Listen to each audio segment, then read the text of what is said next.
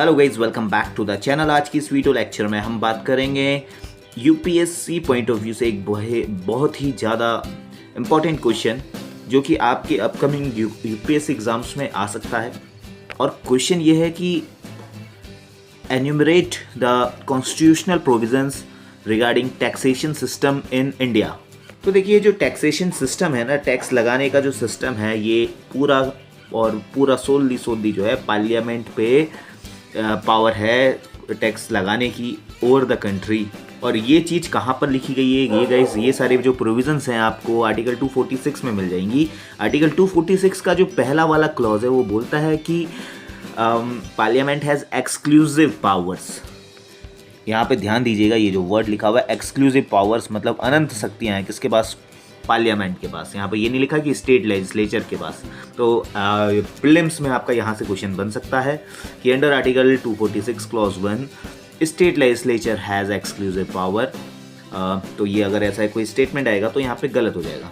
आगे देखिए, to make laws respect to any of matters enumerated in list 7 schedule in list 1। देखिए, schedule 7 में आपको जो है 3 लिस्ट देखने के लिए मिलेंगी। सबको पता है, यहाँ पे मैं लिखने वाला नहीं हूँ, सबको पता है ये चीज़ कि एक होती है यूनियन लिस्ट, एक होती है स्टेट लिस्ट, एक होती है कंकरेंट लिस्ट, और मेरे प्यारे मित्रों एक लिस्ट और होती है चौथी वाली। उस लिस्ट का नाम आप बताएंगे। यानी कि फ्यूचर में ऐसे कोई भी अगर ऐसे हमारे कोई सब्जेक्ट आते हैं, कोई ऐसी विषय वस्तु आती है, कुछ ऐसा सब्जेक्ट मैटर आता है जो कि अभी नहीं है बट फ्यूचर में उसमें हमें लॉज बनाने पड़ेंगे। जैसे कि हम कंप्यूटर और इंफॉर्मेशन टेक्नोलॉजी में देख सकते हैं, या फिर कंप्यूटर सॉफ्टवेयर से रिगार्डिंग अगर हमें कोई लॉ बनाना हो, साइबर लॉ से रिगार्डिंग अगर हमें आने वाले टाइम पे और कोई लॉज वगैरह बनाने हों, तो उस सब्जेक्ट्स को हम कहाँ पे डालेंगे? उस चौथी वाली श्रेणी में डालेंगे। तो बात करते हैं यूनियन लिस्ट की। तो यूनियन लिस्ट में टोटल 100 सब्जेक्ट्स हमको देखने के लिए मिलेंगे। और सेम टू सेम चीज़ यही बात स्टेट लेजिस्लेचर के लिए भी इसी आर्टिकल में क्लॉज 3 में लिखी हुई है कि state legislature has exclusive power to legislate on matters enumerated in list 2 of the 7th schedule of Indian constitution. और लिस्ट 2 में टोटल कितने सब्जेक्ट्स हैं guys? It have 62 subjects under it. और एक तीसरी लिस्ट भी है हमारे पास जिसको मैं कॉन्करेंट लिस्ट बोल रहा हूँ। इस कॉन्करेंट लिस्ट में दोनों, यानी कि यूनियन गवर्नमेंट यानी कि पार्लियामेंट एज वेल एज किसी स्टेट की लेजिस्लेचर अपने अपने स्टेट में, इसमें जितने भी सब्जेक्ट्स हैं उस पे लॉज बना सकती हैं। तो ये चीज़ यहाँ से आपको दो चीज़ यहाँ पे ध्यान रखनी है कि स्टेट लेजिस्लेचर यानी कि जो लिस्ट 2 है 7th शेड्यूल में, दैट इज़ स्टेट लिस्ट, उसमें टोटल 62 सब्जेक्ट्स हैं, और जो यूनियन लिस्ट है उसमें 100 सब्जेक्ट्स हैं। ठीक है, ये चीज़ बहुत क्लियर होनी चाहिए आप सभी के माइंड पे। वहीं पे अगर बात करें कि किसी यूनियन टेरिटरीज़ में अगर हमें कोई लॉ बनाना है या कोई लॉ एक नया कुछ रूल्स लेके आने हैं, कोई नया सब्जेक्ट इंट्रोड्यूस करना है, तो वहाँ पर सारी की सारी जो है एक्सेसिव पावर और सबकी जो ओवरऑल जो पावर रहेगी वो पार्लियामेंट के पास रहेगी। अब देखिए, लिस्ट 3 में ना, जो लिस्ट 3 है हमारी, जिसे हम कॉन्करेंट बोल रहे हैं, इसमें कैसे मैटर्स होंगे? इसमें एंट्रीज होंगी जैसे कि क्रिमिनल लॉ और प्रोसीजर, या जो हमारा सीआरपीसी है, तो इस पे जो है स्टेट लिस्ट भी लॉज बना सकती है, और एज वेल एज यूनियन भी लिस्ट बना सकती है, और स्टेट अपने अपने स्टेट के हिसाब से वहाँ पर इसको अमेंडमेंट कर सकती है।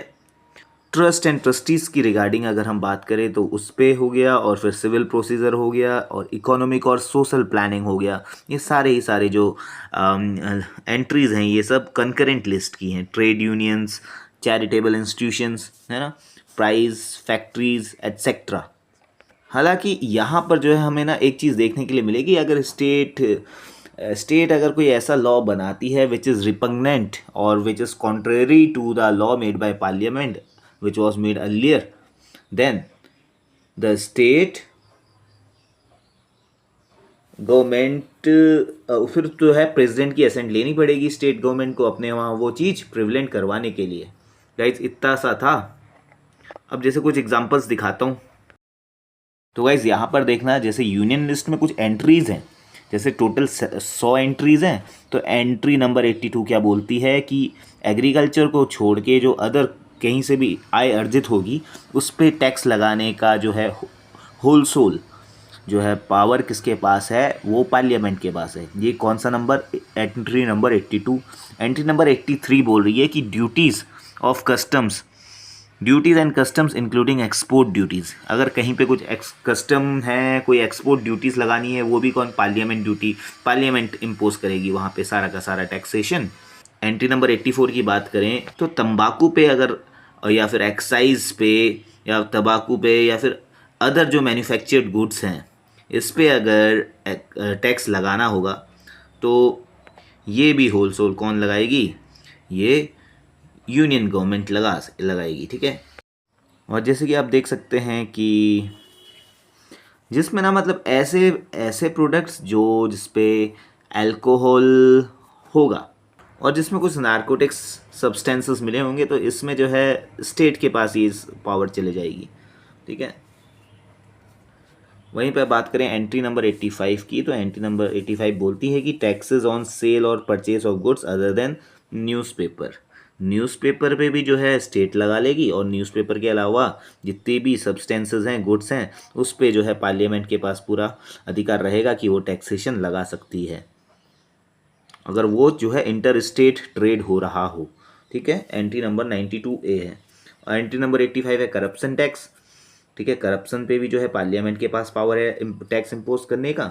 और एंट्री नंबर 92B जो हमें देखने के लिए मिलेगा, वहाँ पर लिखा है कि taxes on consignment of goods where such consignment takes place during interstate trade और कॉमर्स। अब गाइज ये आप लोग की ड्यूटी है, मैंने एक छोटा सा आपको एग्जाम्पल यहाँ पर दिखाया, ठीक है, कि जो कॉन्स्टिट्यूशनल प्रोविजंस हैं हमारे टैक्सेशन सिस्टम के इंडिया में, वो कैसे कैसे हैं। और अब आप लोग का एक छोटा सा काम ये है कि ये जो यहाँ पे वर्ड है कंसाइनमेंट ऑफ गुड्स, ये, और यहाँ पर सेल और परचेज ऑफ गुड्स, इन दोनों में आप लोग को मुझे बताना है नीचे कमेंट सेक्शन में डिफरेंस, तो जल्दी से बताइए। Thank you so much for watching. आपका दिन शुभ रहे।